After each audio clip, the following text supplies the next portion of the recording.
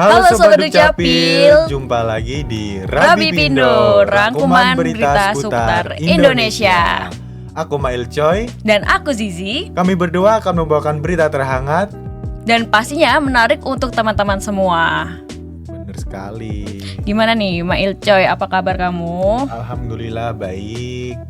Baik banget, gimana Mbak Zi kabarnya? Alhamdulillah baik. Semoga ya nih Sobat Dukcapil yang di rumah juga dengan keadaan baik-baik saja ya. Karena ini musimnya tuh lagi panas banget, jadi dijagalah kulitnya tuh, keluar-keluar pakai sunscreen jangan lupa, ya nggak sih? Iya benar sekali, tapi kadang juga agak mendung-mendung dikit jadi nggak tentu juga. Iya sih, aduh. Yaudah langsung aja nih lanjut nih. Pada segmen program Rabi Pindo kali ini, kami berdua akan merangkum top 5 berita nasional dan seputar Adminduk selama 1 minggu belakang yang akan menambah pengetahuan Sobat Dukcapil. Oke. Yuk langsung ke berita nomor 5. Oke, berita nomor 5 ya. Ini ada aktivasi IKD di Taman Bungkul setiap minggu. Disdukcapil Kota Surabaya mempermudah akses layanan publik dengan menyediakan layanan aktivasi identitas kependudukan digital di Taman Bungkul setiap hari Minggu selama bulan Juni. Antusiasme masyarakat terlihat dari partisipasi 106 pemohon pada hari Minggu lalu. Layanan ini gratis dan mudah diakses. Cukup datang ke stan Disdukcapil di Taman Bungkul dari pukul 6 pagi ya sampai jam 9 dengan membawa smartphone dan KTP. IKD memberikan berbagai manfaat nih, termasuk kemudahan dalam mengurus layanan publik dan keamanan identitas yang canggih dengan IKD. Anda dapat menghindari penyalahgunaan identitas dan menikmati hidup yang lebih praktis. Jadi jangan lewatkan ya kesempatan ini untuk aktivasi IKD Anda dan manfaatkan juga kemudahan yang ditawarkan. Dengan demikian hidup Anda jauh lebih nyaman dan aman dari berbagai urusan identitas layanan publik. Berita ini dikutip dari Swarga Loka Surabaya. Sekarang lebih mudah ya buat aktivasi IKD karena di berbagai tempat tuh sudah disediakan seperti ini di Taman Bungkul, di Car Free Day yang pasti banyak orang dan bisa diakses dengan mudah. Oke, lanjut ke berita keempat. Veteran Digital Content Project bekali Gen Z dengan kecerdasan digital.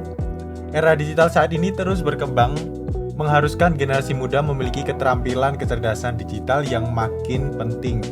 Dilansir pada laman detik.com, data dari Badan Pusat Statistik menunjukkan populasi generasi Z mencapai lebih dari 74 juta jiwa, dengan sekitar 95% memiliki akses internet dan 73% aktif mencari informasi harian dari sumber online. Menghadapi fenomena ini, SMA Katolik Veteran Surabaya meluncurkan Veteran Digital Content Project untuk memperluas pengetahuan dan keterampilan digital siswanya. Proyek ini yang telah dimulai sejak siswa kelas 10 menitik beratkan pada kecerdasan digital dalam mengidentifikasi dan memverifikasi informasi serta pemahaman tentang etika digital seperti penggunaan teknologi yang bertanggung jawab. Selain itu, proyek ini juga menekankan keterampilan komunikasi dan pengetahuan tentang keamanan digital dengan bimbingan dari Lia S. Branding dan Desain. Siswa tidak hanya mendapat teori, tetapi juga praktik langsung dalam pembuatan konten digital yang menarik dan persuasif.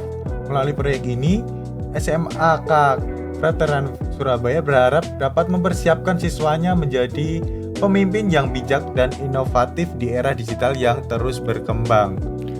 Ini program yang bagus sekali ya. Iya, menarik banget nih karena dari SMA aja udah ada program yang inovatif kayak gini. Apalagi ntar dia kalau udah masuk kuliah tuh pasti bisa berkembang lagi.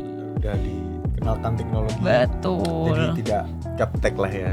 Iya, langsung aja nih berita ketiga, yaitu modus baru curanmor pakai gunting di Surabaya, polisi ingatkan warga. Dilansir pada laman kompas.com, aparat kepolisian di Surabaya menemukan pelaku pencurian kendaraan sepeda motor atau yang biasa disebut curanmor yang hanya menggunakan gunting sebagai alat. Salah satu pelaku berinisial DP menggunakan gunting tersebut dan berhasil mencuri sepeda motor Yamaha RX King yang tidak dikunci stang di sebuah parkiran. Pelaku menjelaskan bahwa dia belajar cara tersebut ketika masih bekerja di bengkel sepeda motor. Lalu dia menggunting kabel starter, namun bisa langsung menghidupkan kendaraan setelah menyambungkan kembali kabelnya.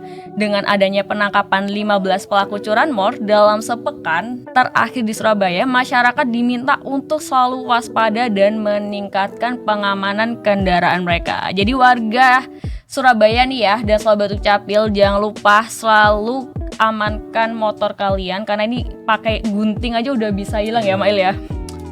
Parah banget. Makanya langsung aja aku lanjut ya. Nih, Wakasat Reskrim Polrestabes Surabaya, Kompol Teguh Setiawan mengungkapkan kejadian mengejukan di mana pelaku curanmor menggunakan gunting untuk mencuri sepeda motor. Ia menyarankan agar masyarakat mengamankan kendaraan mereka dengan lebih baik, misalnya dengan menggunakan kunci pengaman tambahan untuk menghindari pencurian. Sementara itu, polisi telah menangkap 15 pelaku curanmor dalam waktu sepekan di berbagai lokasi Surabaya.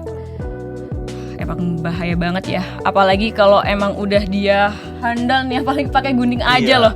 Dengan semudah itu udah langsung hilang, parah banget.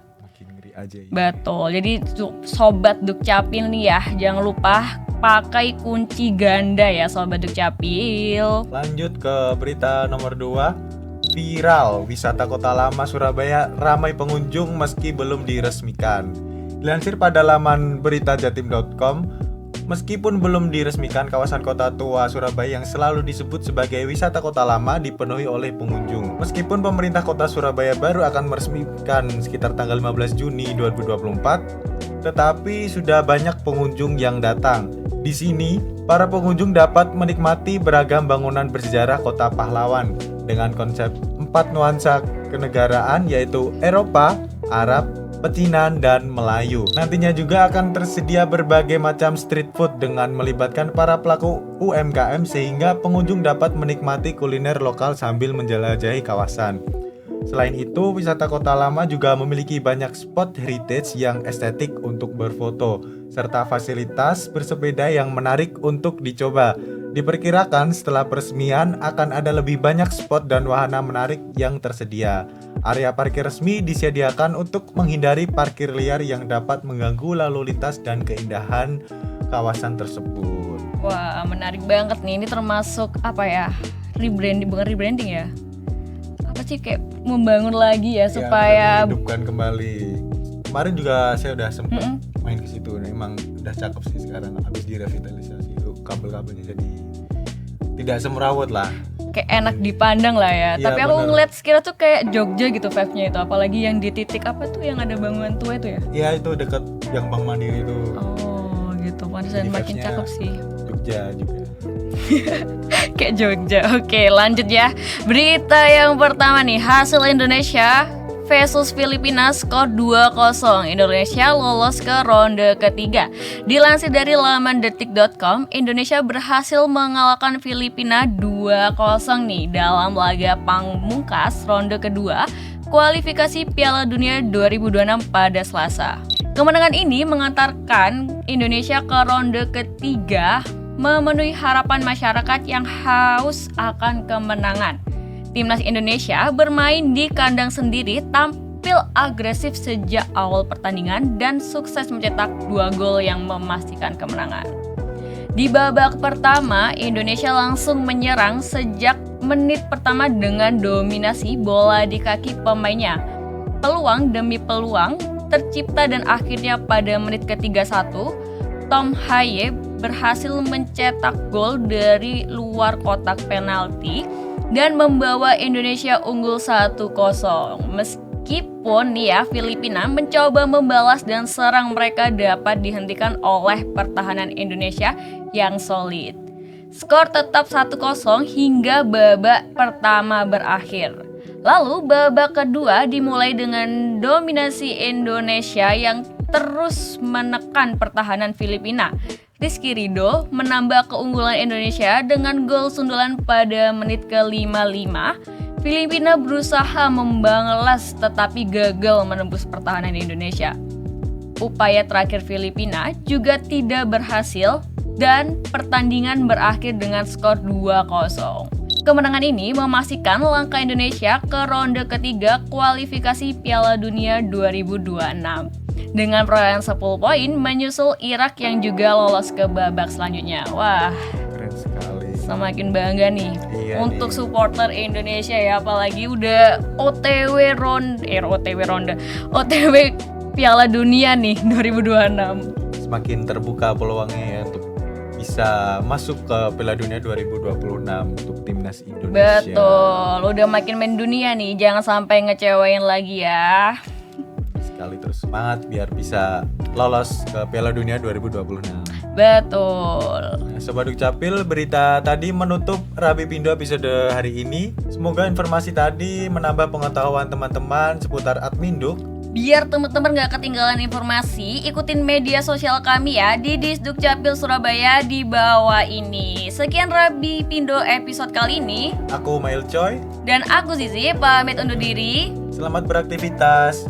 Dan sampai jumpa di episode berikutnya.